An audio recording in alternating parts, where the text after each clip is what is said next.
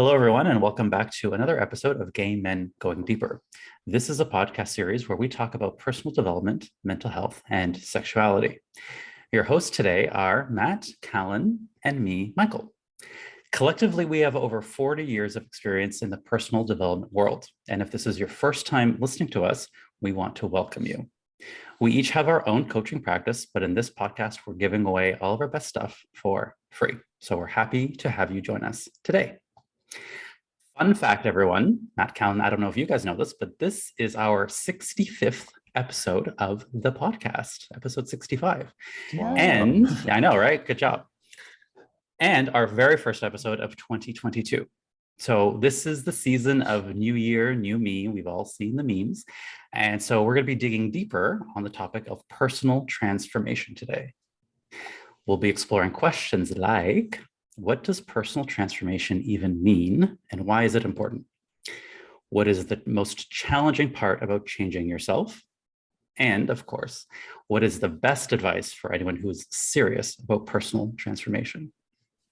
Okay, a couple things before we dig into today's topic. For the audience out there, we want to hear from you too. We will be continuing these discussions on Thursday, January the 27th, where we will be hosting a Zoom Hangout.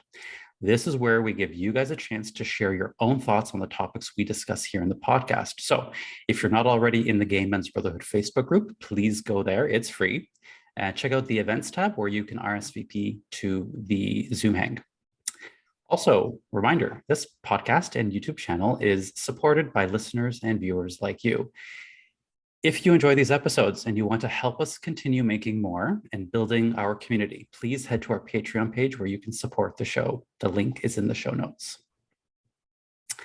Also, the Gay Men Going Deeper membership doors are open. So if you've been waiting to join us and join in on more group Zooms and go deeper with your personal development, please join us in the membership. We have a library now of over 30 coaching videos, a 6-week course called Healing Your Shame, and many opportunities to connect with us and other members during group Zoom calls. We've got a lot of great programming planned for 2022, so please head over to gaymengoingdeeper.com to register. And finally, as we do, I want to read a review from one of our YouTube viewers. He left us this comment on the Transforming Limiting Beliefs episode with Matt and Andrew Rowe.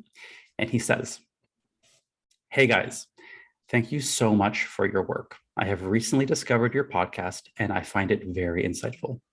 This episode particularly piqued my interest, fears, and negative core beliefs. I'd like to know more about your experience with trauma being raised in religion. The energy between you two was beautiful. Thank you so much for sharing this with our community." So that comes from Charles, and thank you, Charles, for your kind words. Okay, guys, without further ado, let's jump into today's topic. So it's the beginning of the year. You may be thinking about your personal goals. You may be doing things like setting goals, making plans, reading books. I bought myself a new book, organizing the house, maybe creating a new diet plan, a new exercise regimen, maybe even you're hiring coaches, which is great. There's a lot of momentum around this time of year to want more for ourselves, to want more for our lives, to work towards our goals. And it's fun, right? There's a lot of really good energy when you're on the outside looking in, when you're imagining the possibilities of what your life could be and reinventing yourself. It's a lot of fun. But of course, anyone who's done this before knows there's a hard truth that eventually sets in. Imagining is one thing, executing the plan is another thing altogether. I love to use the example with my clients about learning how to swim. You can read all the books about swimming. You can watch all the YouTube videos about swimming. You could listen to all the podcasts about swimming. You could even meticulously study the best swimmers in the world. But once you are in your bathing suit, standing atop of that diving board, looking down at the water below you, that's when the real work begins. And that's because that's when all of the self-doubt, all of the fear, all of the resistance will rise to the surface and try to convince you, maybe this isn't such a good idea after all. yeah, I actually don't want to learn how to swim. I'm good, thanks. Or, another one I love is, oh, I actually remembered I've got other priorities that need my attention. So I'm just going to go back. Or I'm too tired. I'm not feeling well. And the worst of all, I'll just do this tomorrow. So what do? We go back into our comfort zone. We just slide back into the comfort zone. And that's how that goes.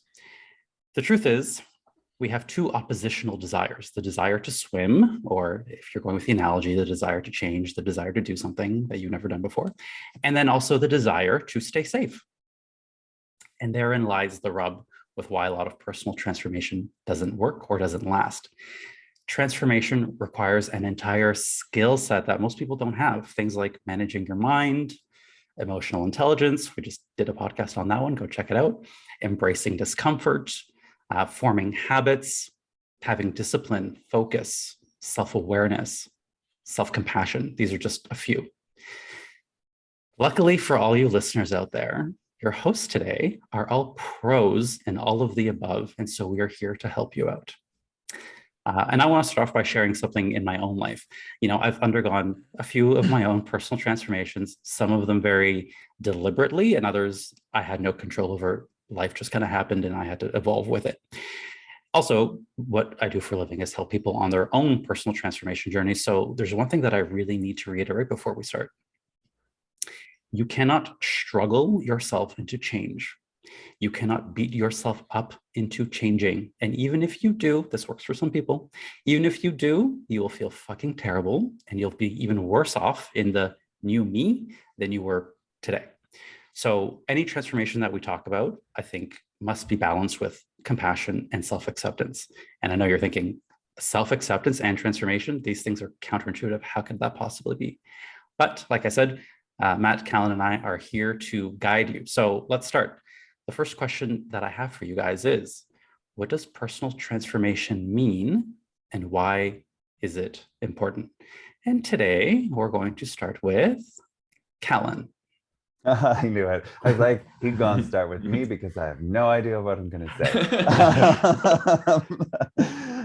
First of all, I just want to say, yay, Happy New Year, everybody. I'm so glad. And 65 episodes. I'm so proud of us because this is just a testament to us and what we're talking about, transformation. Yeah.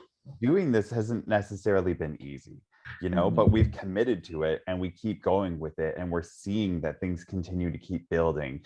And I think that that's one of the things that we need to talk about today around personal transformation is that when you do something once and you don't see a reaction or you don't see a change or you don't see the thing you want to get back, you're going to quit real fast. And some people think, oh, it's a month or 2 months.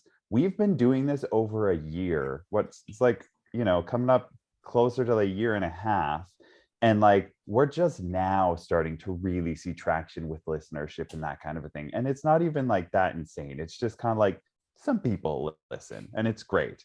But it's taken a lot of time and commitment and dedication. So that's definitely something we need to talk about today, which we will probably jump into. But what does personal transformation mean and why is it important? For me, personal transformation means a shift in perception of what I was thinking. That's what I kind of bring it down to. I kind of bring it down to, I don't know if listeners are familiar with A Course in Miracles.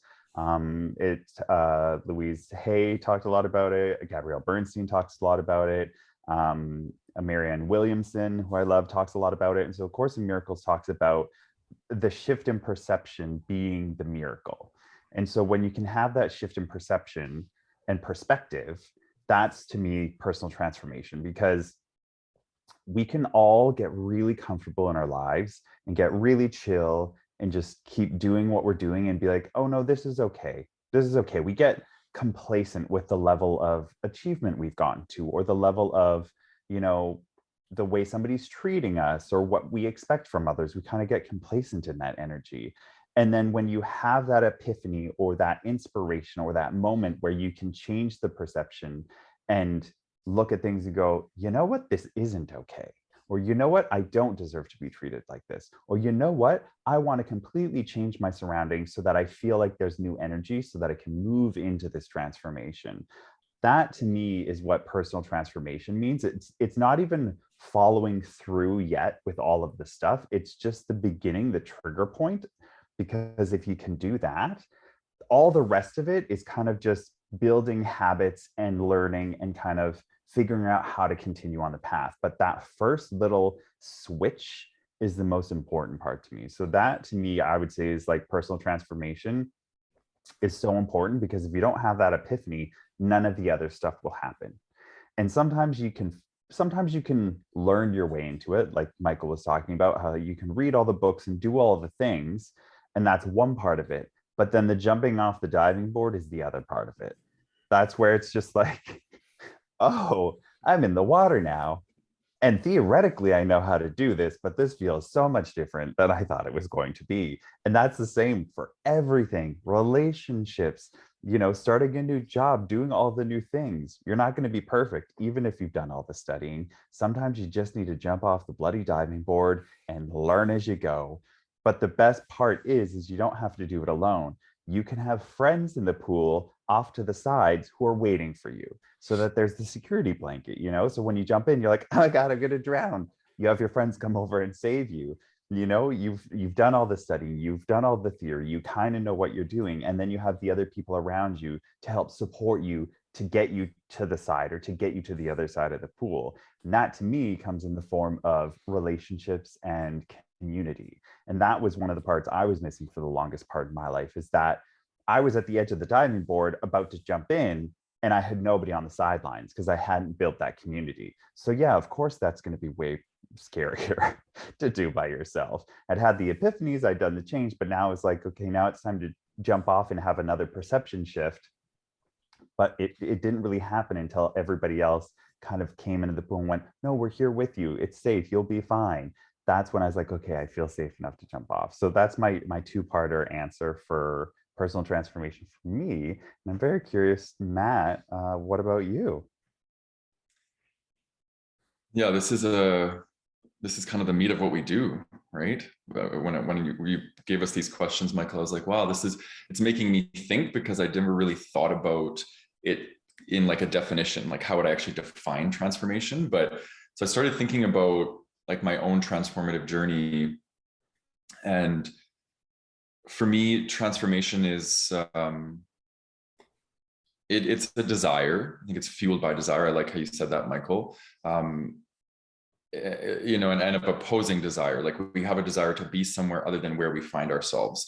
And I think for people that are wanting to transform, they probably find themselves in some sort of suffering, discontentment, discomfort, unhappiness.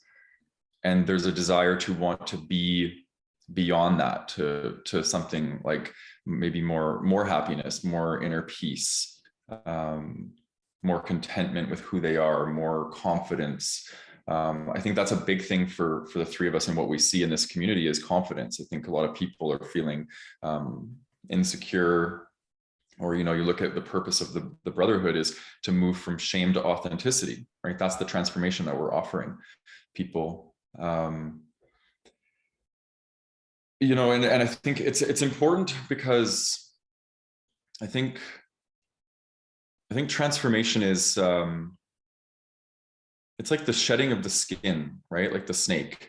Like we are constantly evolving, and there's new versions of ourselves coming forward. And I think transformation gives us an opportunity to shed skin and then rediscover a new part of ourselves that we want to share with the world, or that we want to learn to embody. And I think that really, for me at least, that's what life is about. It's about finding joy and expanding, expansion, self-expansion. And I think transformation is the vessel that we use to go through that expansion process. And I just love it. Like transformation gets me so excited. But I have a very different relationship with transformation now than I did, say, a couple of years ago. And I think for me, being motivated, the motivation and the desire behind why you want to change is going to determine the journey. It's going to determine whether you find joy on the journey, or whether you're being punitive towards yourself on the journey. And I think I've learned how to incorporate self-compassion into my transformation and teaching people how to do the same thing, because I think I've for the longest time I was very punitive, and I was motivating myself with shame or a desire to not be something versus to be something. I think those are two completely different ways of experiencing transformation. So I have a lot more to share on that, but that more bleeds into the second and third questions. So I'll leave it there. Yeah, that's awesome. Thank you guys both for sharing.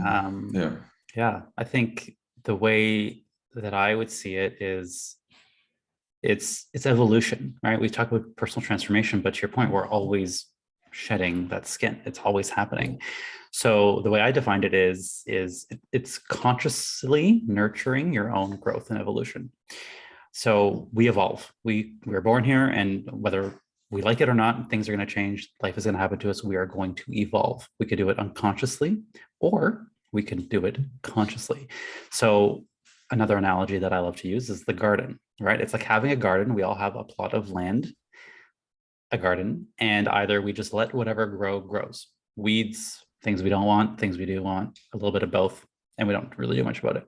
Or you have a garden and you very deliberately, purposefully plant the seeds of what you want, of those desires. And then you water them very mindfully, and you fertilize the soil, you tend to it, you take out the weeds you don't want that show up. And you do this very mindfully and deliberately. So for me, that's what it's about. It's just another word for evolution, but doing so consciously. And it's important because, like you guys said, it's why we're here. Right? I believe we are here to grow, evolve, expand in many different areas, and that can mean a lot of different things. And it's okay to have dreams for yourself, desires, goals. This is good. I think, Matt, you made a really good point, and I know we all believe in this, that doing so, it depends on which way you're looking at it. And it's a very, very solid point.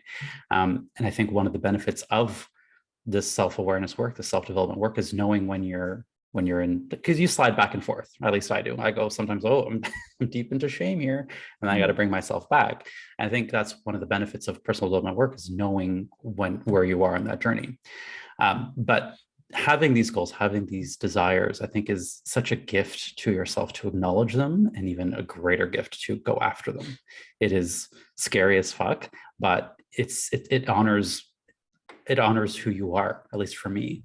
Like, I ignored the things I wanted. I ignored so much of myself for so long. And then I was like, okay, I call that hiding, when I was, in this place of hiding, just hiding my light, hiding who I was, hiding my gifts, hiding my talents, not wanting to show up, not wanting to be seen, for fear of all my fears. And then when I stepped out of that, or it's a gradual process, it's not as yes and no as I'm making it seem to be. But when I started to step out of those shadows and shine my light a little bit more each day, it just felt so empowering. We talked about confidence and empowerment last month. That is one of the things that, to me, is the most empowering, is to have a desire and then take action towards it. And one of my favorite mantras is satisfied with what is and eager for more. That beautiful balance of, I love where I am, I love my life as it is, I love everything I have and don't have, and I'm eager for more. And I think that's a beautiful energy of, again, having that balance of acceptance, yet desire. Okay, let's jump into the next question. And I know there's going to be 100 answers for this, and I've challenged you guys to pick just a few. But what is the most challenging part of changing yourself? And we'll go with the same order. So we'll start with Calan. All right, so this one I'm prepared for. I think the hardest part for me is I'm very mind-based, very methodical, very logical. And so for me, I constantly looked for ways to how to hack my own body and hack my own brain to do the things I wanted to do. And so a lot of that kind of research brought me to habits. So much of what we do in our life is habitual. And we don't think it's habitual, but it really is habitual behaviors. Something goes wrong, you want that comfort food, or you wake up in the morning at the same time every day, and it's kind of even if you want to sleep on the weekend, your body's going to do it, just because your brain is just hardwired for those habits to keep happening. And so for me, the most challenging part ever about change is the habits that surround that. And so I always look for ways to kind of sandwich my habits into like what this goes, I think it's James Clear who does Atomic Habits. And so to kind of sandwich in the change part in the middle between the trigger and the reward that I'm getting. So it's like, okay, well, what's the trigger that's triggering this habit for me?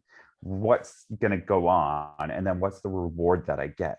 And so things like, you know, if I want to start going to the gym, you know, when it's easier and that kind of a thing, I go on a walk every day. And so what's the trigger for me? Okay, well, finishing my day at work, and then I get ready and I go for a walk. So the trigger could still be the same, but then instead of going for a walk, I'm going to start going to the gym if and when I choose to implement that. That's the kind of thing. And I still get the reward of like endorphins, going out, feeling good, getting physical. And so finding ways to kind of like input the new stuff in between the old triggers makes that transition a lot easier. But habits for me is the hardest part. Some of you might notice I have a map behind me today. The guys definitely noticed right away. They're like, what's going on? I've moved my room because I wanted to create new habits for the new year. I kind of wanted things to start off fresh and kind of wanted some different perspectives. And I wanted to, you know, get some things in different places. So I've switched my room around. It's still a bit of a mess, which is why we are facing this way today. But I know that that habit switching is going to also help me switch mentally when it comes to work. Like I'm going to have a dedicated workspace now and kind of implement that kind of a thing. And that's going to create new habits in my life. But I've noticed it has not been easy for my body to adjust to this because physically my bed was in a different position. Physically, I still feel awkward getting in and out of bed because I'm doing it on the opposite side of the bed now. And it feels uncomfortable and it feels like new and I don't like it. But my room has to be set up like this now in order for me to accommodate a desk in here. So it's like, I know it's uncomfortable and I don't like it. And I'm maybe not sleeping as well and my body feels uncomfortable. And that's the physical manifestations of that change, of that habit changing. And so even when it's something like that, your habits are so ingrained that my body's like, no, this is not the way it's supposed to be going. And that happens on so many deep levels that habits really do dictate so much of your life, that if you can do the work around habits and learn how they really affect you in your life, that has been the biggest opening point for me on switching the things that I wanted to switch in my life and how to do that with less effort and more ease. So that's what I'll say is probably the biggest challenge when it comes to changing for me. What about you, Matt? Okay, yeah, I'm gonna try my best to be brief, but I got a lot to share on this. Maybe I'll be really brief on 3 and I'll be really meaty on 2. So, okay, you know, this is very close to home for me, this topic, because I grew up in an environment where I didn't have an opportunity to develop self-esteem. I didn't develop a strong sense of self-worth, not even really a strong sense of self. And I think being gay was a big trauma for me. I had very, very terrible cystic acne when I was a kid and or a teenager, I should say. So there was just all these little things that were kind of working against me. And I started working out when I was about 18, and I became obsessed with like body. My mom was a bodybuilder. My dad was into training as well, and I was exposed by it all the time. So like the visions that I saw growing up was around to not be okay with what is and to always be seeking to be something other than what you are. And I internalized that message a lot, and I got on this pursuit of worthiness through my body. And that was a really big thing for me. And my healing around that came about 3 years ago. And I've told this story before, so I won't go into it in too much detail, but moving to Asia, kind of, you know, stopping working out, stopping weighing my food, stopping eating, you know, super rigidly. And I just let go of it all. And I had a massive realization that my transformation up to that point, all my transformations were to try and fix Matt, to try and fix my brokenness, to try and fix my defectiveness. And I was on this massive pursuit. It was motivated by shame. And I literally had to starve myself out of all the things that I was trying to use to try and change who I was. And the biggest one of them, the biggest culprit, was perfectionism. And it kept sending the message to me that something was not right with me, something was wrong about who I am. And as I learned more about shame, I started to realize that this was a really, really deeply ingrained shame wound that I had inside of for who I was. And in the last while, I've completely changed my view on transformation. And I think it's important to note that I'm speaking about people who are rooted in shame or who have shame wounding. I think the transformative journey needs to look differently for these people, because when we, if you're on these personal development pages that are really gung-ho and, they're all about like, work, 10 to 12 hours a day and you will be successful, and, all these messages around transformation, I don't think they're helpful for people who have shame wounding. I really don't, because they keep us stuck in the notion that we have to work to be acceptable, that we have to work to be worthy. And I think that is one of the most harmful beliefs that we can attribute to our sense of self, and one that will keep us stuck in the shame cycle. So what I've been learning, my transformative journey has been about discernment between action and inaction, or doingness and beingness, and allowing myself to just be. Right? There's nothing. Once I stopped working towards being something, I settled into being who I was meant to become, who I am now, and that's when I started to realize my awesomeness, and I started to develop confidence and worthiness when I stopped pursuing those things. So I just think it's really important to be mindful on the transformative journey, like where you're coming from. What is your why? Are you being motivated by shame, or are you being motivated by love? And I think that's going to be it's going to have a big determining factor on how you feel.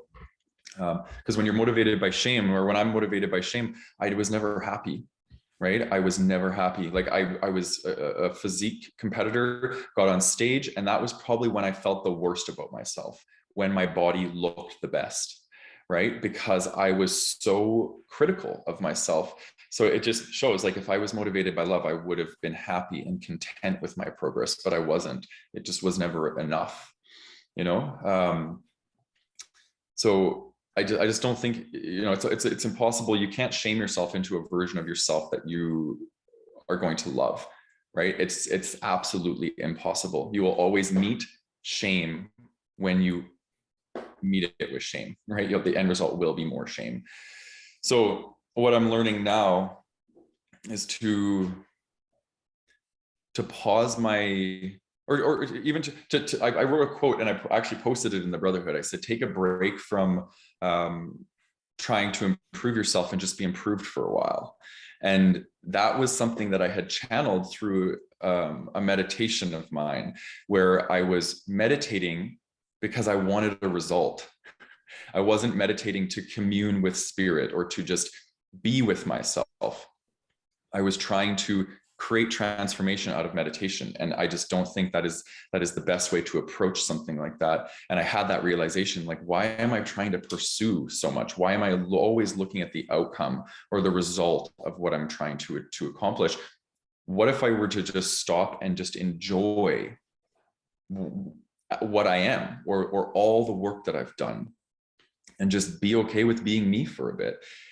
And that's the energy I've been riding for. Well, I think I created that quote on my Inspired to Be Authentic probably 2 months ago. So 2 months I've been in this real beautiful space of not trying to change anything. I'm just showing up and just being. And it's really cool, because what I'm meeting is this real authentic, convicted, righteous, like, part of me that's just existing as I am, right? Without trying to change something. So I do realize that the audience that I'm speaking to right now, at least the majority of the audience, I'll say, are people that have, you know, grown up gay. They probably have some shame wounding, probably have some unresolved shame wounding. And I just think that a lot of us are trying to pursue something when it's like, maybe we need to just stop pursuing and just be okay with who we are. And so yeah, that's what I would say the biggest challenge part of changing yourself is when it's coming from shame and it's keeping you about this big, right? And not letting you actually expand, because transformation is about expansion, but if it's being motivated by shame, it's going to keep you feeling about that big. So yeah.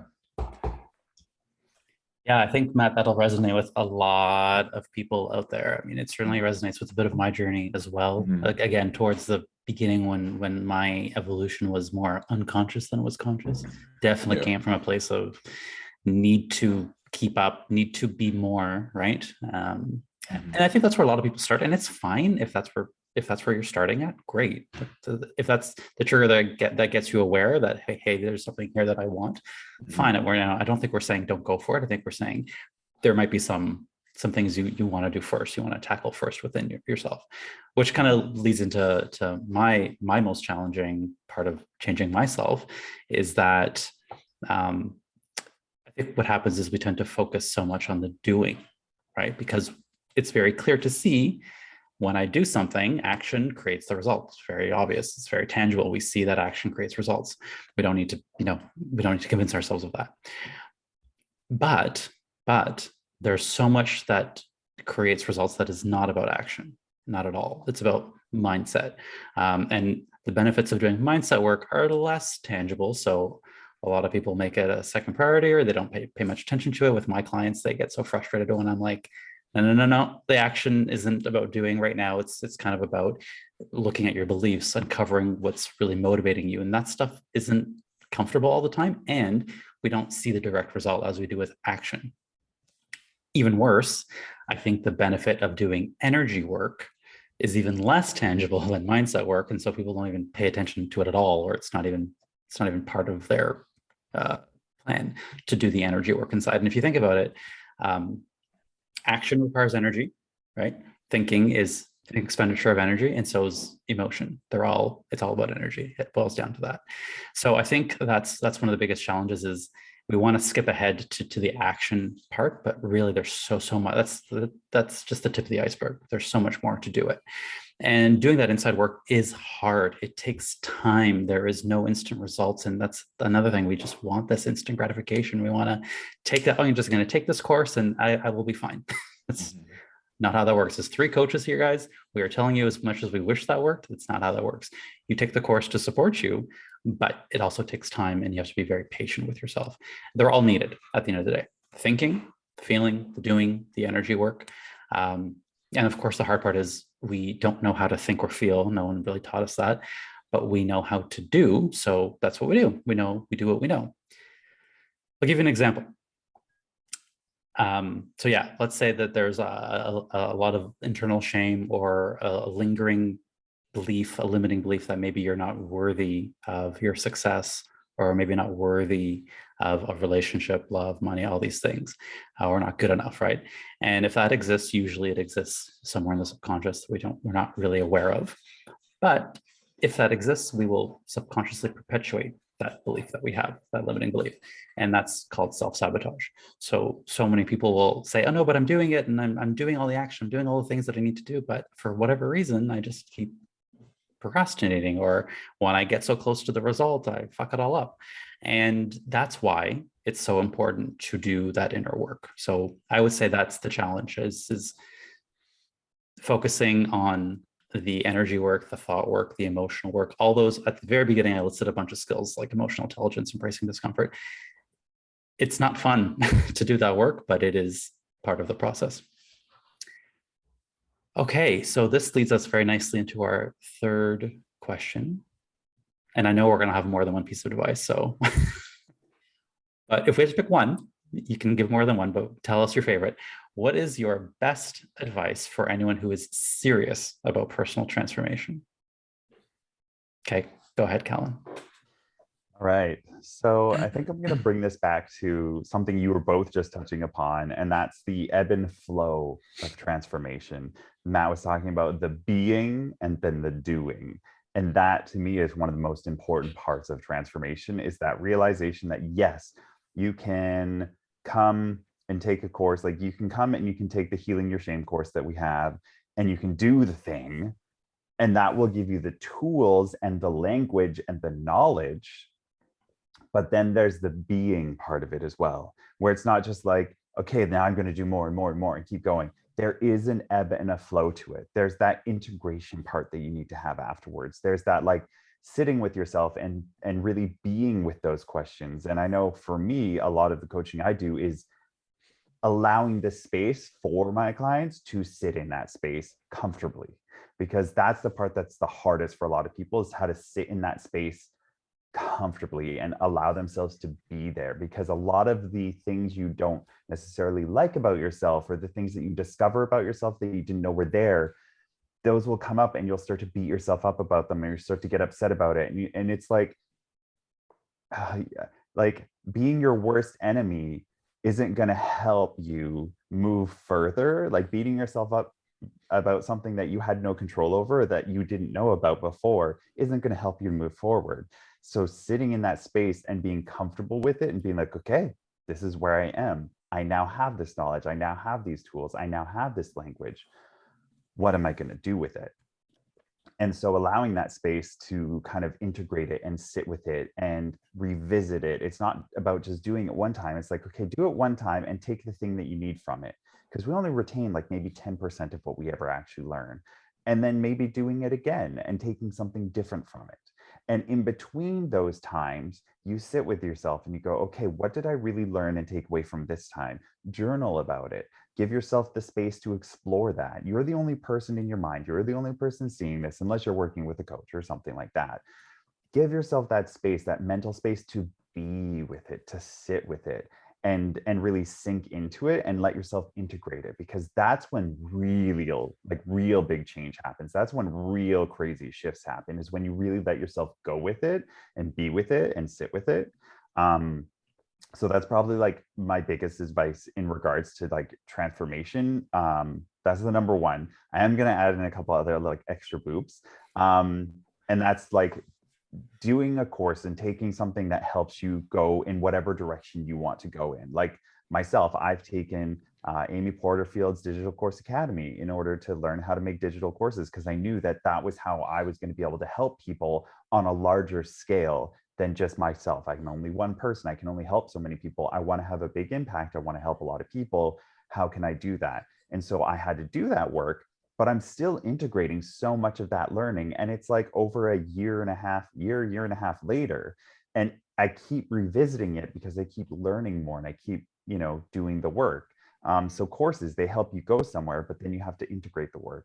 And then having a support system, like the Gay Men Going Deeper membership, the Gay Men's Brotherhood Facebook group, having a support system of other people that are moving in the same direction. And it doesn't even need to be personal development. It can be like a games group or whatever, because if your thing is you want to be more social, or you want to, branch out a little bit more, that is still helping you move into the direction that you want to go in. But having a support system is like huge, like a community of like-minded people who are challenging you to think outside of your normal thoughts, because you don't know what you don't know. You need relationship in order to challenge you, in order for those things to come into your awareness. And then also to help like hold you up as you're going through that transformation. So even though maybe you've learned the knowledge, you can ask that community and go, okay, I've learned this, I don't know what to do with it. And then that community can come in and go, oh my goodness, I've been there, I've felt that, I've seen that, I've gone through that. This is what helped me, or this is what helped me. And then you get all these other people kind of saying what they went through. And then you can see, okay, I resonate with this. Maybe I'll go in that direction. Maybe I'll look over there. So those are kind of my big pieces of, what's the best advice if somebody's serious about personal transformation, is find guides, courses, memberships, whatever that is, and find community and support, and also integration. Allow yourself to sit with it. Those are my big three. So Matt, what about you? Yeah, I fully resonate with what you said. I think the community is like the biggest one, I think, for me. Allowing yourself to kind of be part of a community of like-minded people, it's like so huge. Like I never really realized how much I was missing that in my transformative path. And like, so yeah, I fully resonate with that. So I wrote some things down, and weirdly enough, they create the acronym ABC to make it easy for you guys. So the first one is authority, A for authority. I'm a huge proponent of not giving your authority away and maintaining your own agency, because I think oftentimes we put people on pedestals and we allow them to dictate what our transformation should be. I did that a lot. It could look like giving your power over to a psychic or a coach or a therapist and taking everything they're saying at face value and doing exactly what they say and not tuning in with your own body, right? We all are sovereign. We all have our own agency. And it's really, really important to connect to that. And I tell that to my clients too. I said, listen, do not give your authority to me. I said, I don't want it. I said, you are your own authority and you need to really check in with yourself. If it's in alignment to you and your highest purpose, do it. If not, don't do it. And I'm very, very, very clear about that with my clients, because I just think it's so important, especially for people, again, who are struggling with shame, which has been my journey. It's very easy to turn ourselves over when we don't believe in ourselves and say, okay, I'll just listen to whatever everybody else says, right? And our transformation becomes very codependent. The next one would be balance. I think balance is key on the transformative journey, because like Calan said, it's the beingness, the doingness. I think a lot of us tend to be more in balance and more in favor of the masculine, the yang, the mental energy, and we push our transformation forward with our mind. And I think that that's very valuable, but it's limiting when we're not embodied and we're not connecting to the truth of what our body wants on the transformative path. So within balance, we need discernment, right? When to access mental energy, when to access body energy. And I think that alone is going to help you really connect into and guide you to where you need to be, right? We talked in our last podcast about emotions, right? Emotions are in the body. If we're not embodied, we won't have our compass of our emotions guiding us in the direction of our transformation. And then C is consistency. So I think this is one of the ones that people struggle with the most. I did fitness and nutrition coaching for 5 years, and I worked with weight loss clients, and this is so hard for so many people. And I think the biggest thing that I would always encourage people is to constantly find a way every day to remind yourself of your why. Get clear about what your why is, and set little reminders in your phone on the little alarms, put up sticky notes around your house of why you're doing what you're doing, and make sure that your why is rooted in love and heading in the direction of where you want to be, not necessarily what you want to get away from, because one usually tends to be motivated by shame and the other one love. So yeah, authority, balance, and consistency, I'll say, are my three. Yeah. What about you, Michael? Yeah, you guys took all the ones that I had as well. Oh, that's good though. So eloquently said, and I love it. I think this is going to be very valuable for a lot of people. I'll add, of course, I want to plug coaching. Calan talked about guides and courses, but let's be honest here. We are all three coaches. We know the value of coaching. So sure, you could do your personal transformation on your own. I did mine on my own for quite a while, but I can say it was a lot easier and a lot faster and a lot more fun when I had someone guiding me, supporting me, just a collaborator on my journey. So that's my plug for coaching. Definitely recommend it. I stand behind it. Obviously, it's what I do for a living. So I'm fully passionate about the work of coaching. Besides that, you guys said everything that I wanted to talk about so well, but something that I see a lot of people struggle with is this notion of confusion. I don't know, right? We get this a lot, like, I don't know. And I'd love to say confusion is just fear in disguise, and it keeps us stuck. And I used to be very much of the I don't know, because I thought went back to my perfectionism, like, well, if I don't know the answer, then I'm not going to bother trying. And so something that I think has been a great tip for me that I think can help a lot of people is don't let yourself be confused about the path forward. You don't need to know the path forward. We all have innate wisdom. We all have innate creativity. Our society, and this is a bit of a tangent, but our society today, our education system is not set up for really letting that wisdom and creativity flourish. Okay, so it's not our fault if we don't know how to use it or we don't use it very often. All you need to do is be more committed to learning as you go and be willing to figure it out and at least try. Here's the thing, when you don't know, fine, you don't know, you're not supposed to know, you don't have to know the exact way, right? Which is another reason why having a coach can be helpful, because you're not alone on that journey, or community even. But what you do is you try something. Okay, I'm gonna try this.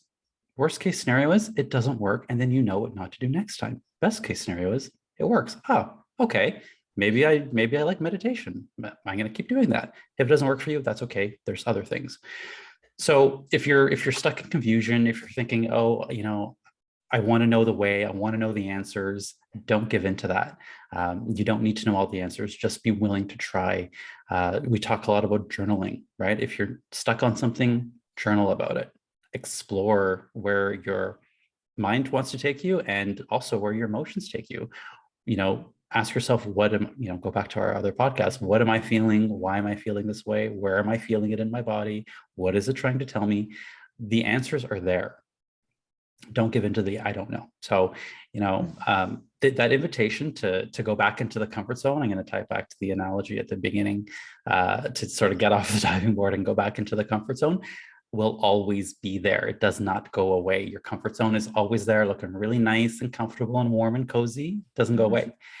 And there's always going to be an opportunity to go back into it. That's fine. So this is where that motivation, or that why, I think Matt talked about the why, or both of you have talked about the why, have a strong ass, compelling reason why this is important. That will be what picks you up when you fall, and you will. That will be what moves you forward. That will be the reason why you get up and try again. That'll be the reason you want to overcome. So yeah, having that compelling why is imperative, and don't let yourself be confused. Challenge the I don't know with, I could figure it out. Yeah, I don't know, but I'm willing to try, or I don't know and I'm willing to look for answers, or I don't know and I'm just going to try this thing and see if it works, right? That has been very important for my journey personally. Okay, guys, do you guys have any last words on the topic of personal transformation? I feel complete. Rip off the Awesome. Band-Aid. It's a new year. Go for it. Like, this is the time that everybody does the thing. They're like, I'm gonna do the thing. Just rip off the Band-Aid and do it. Everybody else is kind of in that vibe. It's in that energy. You're amongst friends here, especially if you're hanging out in our community somewhere. Rip off the Band-Aid, do the thing. Be like, Kate, this is the year, this is the time, this is what's going to happen, and start taking the steps to just kind of figure it out. It's going to be messy. You're going to get things wrong, but just start. Yeah, what a great way to start than to join us in the Gay Men's Brotherhood free Zoom, like we talked about. There's so many people that come each and every week that are new, or each and every month that are new, and I love it because they come and they're new and they're nervous, and I always say, okay, whose first time is it? And a couple hands go up, and I'm like, oh my god, we got new people, and they'll always tell me the same thing. Oh, I've been wanting to come for so long, and this is the first time I did it. And I know someone is out there listening saying, oh yeah, that's me. I've been wanting to go to one of these for a long time. So listen to everything we just said on this podcast. Join us on January 27th. We have 2 times for you to go to. So we're trying to match everyone's schedule here. We've got a lot of people in the world to reach, so we're doing our best. If you can't make it, at least join us in the free Facebook community. Go to Facebook, type in Gay Men's Brotherhood, join us there. If you want to take things even deeper and take this personal transformation to a deeper level, go to the Gay Men Going Deeper membership and join us there. Matt, Calan, and I share a lot of this wisdom that you've heard today in topics such as body positivity, self-confidence, relationships, and building communities. And we're going to be taking you guys along the journey of the Healing Your Shame course starting this month. So super excited about that. What else we got? So please also, if you are enjoying the content you're seeing and hearing on our show, please go to our Patreon and show us some love, support us. We want to keep making this content for you. We love doing it. Super easy to just go to Patreon and give us some love there. Also, if you are able to give us a 5-star review of the podcast, do so, subscribe, leave us some comments in the YouTube. As you know, we are reading our comments to you guys out loud each and every episode. So go into the YouTube, share us questions. We respond to the comments there, so you can find us there. And that's all I've got for you guys today. So thank you so much, everyone, for tuning in. Have a beautiful new year. Oh, and thank you, of course, to the lovely Matt and Calan for always sharing your wisdom. I had a great time this episode, and I'm sure a lot of people are going to resonate with what we had to share today. Thank you, everyone. Have a great year. Bye-bye. Bye. Ciao.